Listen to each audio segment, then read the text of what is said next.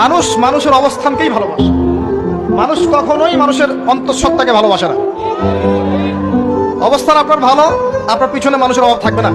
আজকে আপনার ক্ষমতা আছে, পাওয়ার আছে, খ্যাতি আছে, ইত্যাদি আছে, মানুষ দেখবেন পিছনে ঘুরঘুর করছে, ঘুরঘুর করছে, এবং এরা কিন্তু সবাই সবার স্বার্থেই ঘুরঘুর করছে।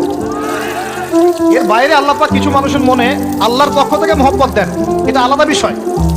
আপনি মানুষকে সন্তুষ্ট করতে পারবেন না।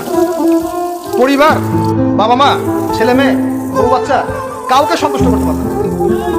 100% আপনি কাউকে সন্তুষ্ট করতে পারবেন না। সারা জীবন করে যাবেন, আপনার বিরুদ্ধে অভিযোগ থেকেই যাবে। শুধু আল্লাহ রাব্বুল আলামিন অপেক্ষা করে বসে আছেন, আপনি কখন তওবা করে তার দিকে ফিরে আসবেন।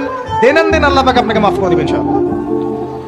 আল্লাহ পাক বলেছেন, শুনেন, ইল্লা মান তাবা, যে অনেক গুনাহ করেছে, শিরক করেছে, জিনা করেছে, মদ খেয়েছে, বিদআত করেছে, হারাম খেয়েছে, আল্লাহ পাকের অবাধ্য হয়েছে, নামাজ পড়ে নাই, যাকাত দেয় না, ইত্যাদি ইত্যাদি অনেক অন্যায় করেছে।